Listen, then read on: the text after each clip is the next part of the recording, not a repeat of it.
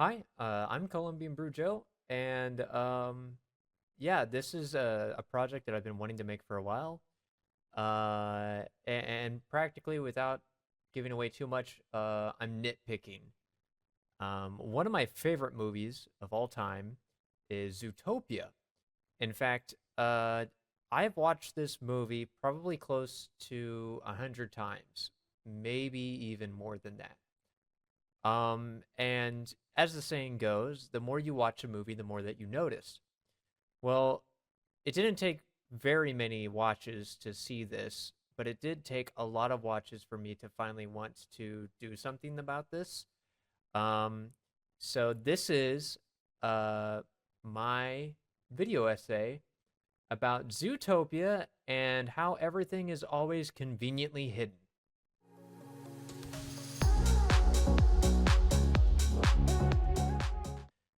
I would like to start off by saying also I apologize for the shaky camera. I've got this really weird setup going on, and I'm using my phone as a webcam. Trying some stuff out. We might improve it later. Who knows if I'll even make another one of these videos. But anywho, yeah, I've noticed that the premise of Zootopia is based around this idea that everything is conveniently hidden if it has something to move the plot forward. Um, in some cases, it's not as heavily used, but regardless, they use this idea that they will always have this thing near them or around them or on them. That way, they can pull it out in the next shot. And I have scrubbed the movie. I have captured all the receipts, and yeah, we're gonna break this down shot by shot, every little thing that I have caught in my viewing pleasure of this heinous crime, for a lack of better terms. So let's get into it. Spoiler alert. So the movie starts off, and Judy is giving her little synopsis of like what it was before. Everything became civilized, yada yada yada, and we get to this lamb here. Now, this lamb is our very first piece of evidence and conveniently hidden. As you can see, the lamb is facing away. She's got a little popper in her hand, and we have these two fake bushes behind her. She'll throw the popper, it'll zoom in on her face, and then next thing we know, boop, there's a fucking astronaut helmet there. Where did it come from? I don't know. I would like to nitpick about the blood streamers that she's using. But it could be that she had them like tucked away in her pouch. Which, by the way, we'll get into the fact that there's never an indication that something is in someone's pocket. But anywho, one could say that those streamers were coming from the pouch that was sewn on her outfit. And the ketchup bottle was small enough that I think it could actually have been hidden there. But we won't get too deep into that. This helmet, though, would have definitely been easy to see from this angle. We would have seen the helmet, but it zooms in on the lamb, and then oh, there's paper mache helmet. Like what the hell? I don't. And that was like the first viewing of this movie is like when I was like, all right, there's something deeper going on here. Where the fuck did that helmet come from? But then you watch the rest of the movie and you stop thinking about it. But through this consistent going on through this stupid idea that everything is conveniently hidden when it needs to happen or when they need to pull it out, shit happens. Gideon Gray, he takes the tickets from the kids. He's right here above Judy, scratches her on the face, holds her down like this. And she's looking at his face and, she's scared and whatnot. And boom, it cuts away to her laying down. You don't see any indication of tickets near like her cheek on the ground and whatnot. And then boop, though she pulls it out though. She like supposedly like lets go with one hand and then pulls them out there. How the fuck she grabbed them in like one scene, like super slick. I mean, she is, to be fair, her hands are free. But she doesn't exactly have the best reach for that, and he does reach down low. It's just really upsetting that they kind of show this off screen and that this is a reoccurring theme.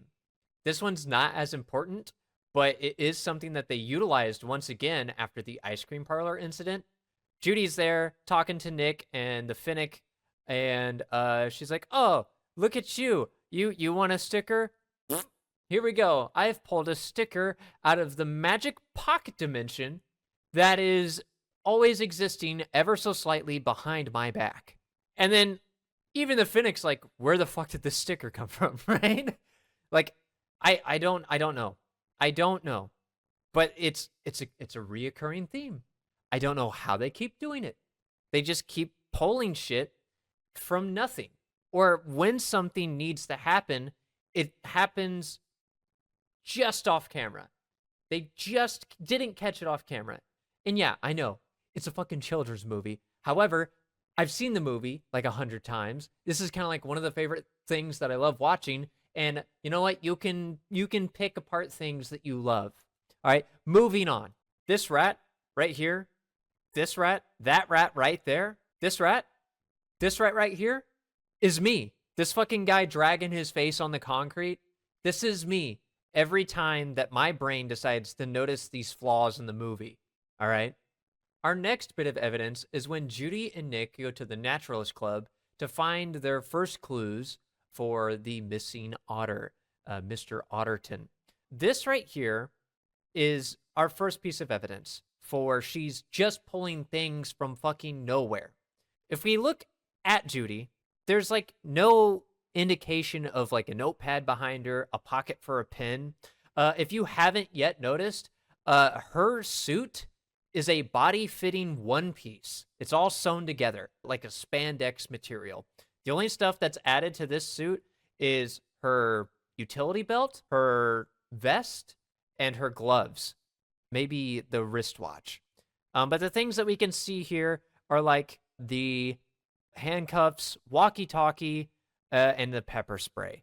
But then, here we are, she's reaching behind her from some magic pocket. Boop! A pen and notepad. Where did it come from? I don't know. It's egregious. They use this throughout the entire movie. Is just constantly like, oh, let me pull this out of my magic pocket. Here they are, right outside the limo service. Also, apologies. These are just screen caps, and when you screen cap a movie, you get faces in action. So we get a lot of weird fucking faces. But this is egregious, okay? This one in particular is really solidifying the idea that there is, in fact, a magic pocket. So we have Judy here. She pulls out the pin to entice Nick, and then throws her over the fence. And then we get this side shot. This is her right side, okay? No pin, no indication of a pin or a pocket that would exist to hold that pin. All right, no big deal. You're like, oh, well, it's behind her tail. It's on the other side. Well, lucky for you, we get a shot of that as well. And all we see is the walkie-talkie, the handcuffs, and then nothing. Once again, reinstating the idea that this is a one-piece suit, a form-fitting one-piece suit. There is no separation between the shirt and the pants. Another thing that really bothered me is when Judy handcuffs the Jaguar. Let's take a look at the handcuffs here. Number one, those handcuffs are enormous. Like, they're huge. That chain is thick. Judy's handcuff pocket cannot fit those handcuffs. Where the fuck did they come from? The magic dimension. The magic fucking pocket. It's convenient. Really fucking convenient. And when she captures the Jaguar, it happens conveniently off screen.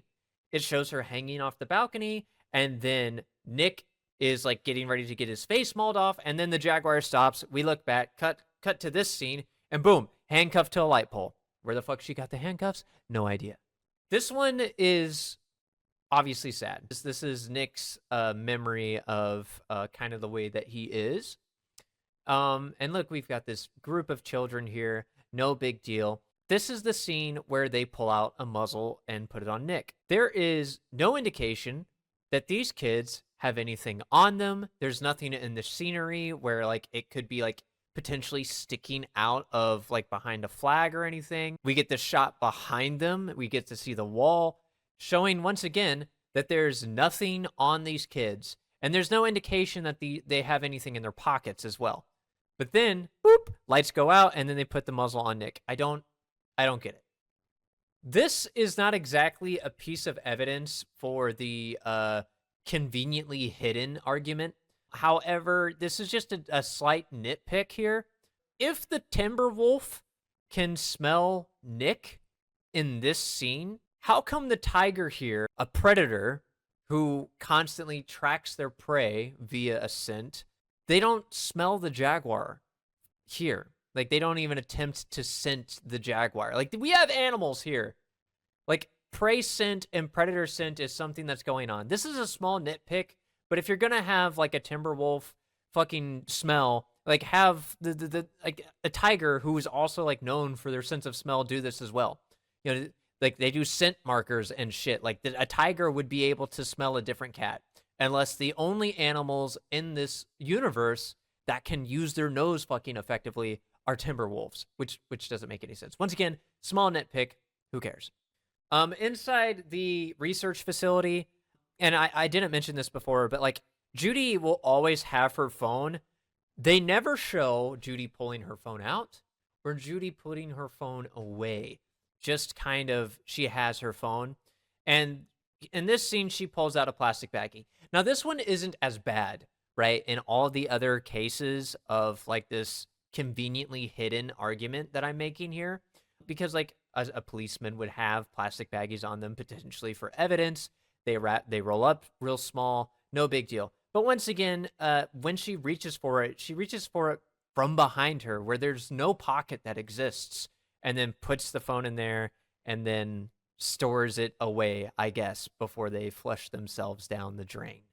Afterwards, of course, Judy has her thing. She makes everything bad, goes back to the farm, has her eureka moment, and then comes back to talk to Nick regarding the new evidence that she's discovered. And when we find Nick, he's lounging in a chair. Now, in this scene, Nick will record the conversation and then pull out the pen. This is evidence to show that Nick doesn't really have access to the pen here. His hand that he will utilize for the pen is empty. There's nothing in his hand. Like he's obviously grabbing the chair right now, but there's nothing there. If we look at his pockets, there's no bulge. There's no, like, this is a carrot pen. We've seen how bulky this pen is, and there's no indication in this screenshot. They walk down the tunnel, yada yada yada. She makes her confession. Boop. Nick has the pen. Now, I will say that in this scene, like one frame before he reveals he has the pen, he does have his arm closer to his body to indicate that he did grab it. But once again, if we take a look at this, where's the pen? There's no bulge in any pocket, nothing like that. Where is he storing it? It's hard to say. Conveniently hidden. They go on, yada, yada, yada. They find the train stuff, and they are now trying to escape after doing the big oopsie daisy, finding the wonderful serum and whatnot. The train's crashing, and they escape the train. In this scene, Nick supposedly grabs this briefcase and then goes off, lands, and pulls it out of nowhere. So let's take a look at the evidence. Here we have Nick climbing out of the window. I don't see a briefcase anywhere. In fact, the last thing I see coming out of the window is his hind leg. He jumps. When he jumps, you don't see the briefcase anywhere there, and we have them landing. Conveniently placed, by the way. This like, it's creating doubt on whether or not he might actually have the briefcase. But then we change scenes, and we get this shot of Nick here looking on in awe of the train exploding. We can recognize the shadows here. We see the shadow of Nick, we see the shadow of the tail, and the tail is lifted. There's nothing behind Nick here in this scene. Hell, they even show the train exploding, and then we get a shot behind Nick. No sign of the fucking briefcase. But luckily enough for us, after Judy says, "Oh no, all the evidence is gone," there's a fucking briefcase. I don't know how. There's one final example in this, and that is when they pull out the pin on the assistant mayor, and Judy once again just reaches behind her and has her pin of truth, her pin of knowledge from the pocket dimension. I don't know. It's kind of silly. All in all, this is still one of my favorite fucking movies of all time. I love Zootopia. I'm super excited for Zootopia number 2 to come out. I am, however, annoyed every time that I am watching this movie and my brain flips on and I'm like, where? Where are they storing this stuff? Where are they pulling this stuff out from? I don't get it. And maybe that's just something that a kid wouldn't recognize. Maybe this is just adult brain going at it, and all that good jazz. So I don't know. I thank you for watching this almost 20-minute rant about this small thing that really bothers me about Zootopia. But if you're anything like I am, and you kind of will hyper focus on a movie, and it's like the only movie that you watch literally every single day when you're trying to go to sleep, me, then like, yeah, you're gonna notice these things. I don't know. Other than that, I think this is a great movie, and I love it. It's a wonderful movie. See ya.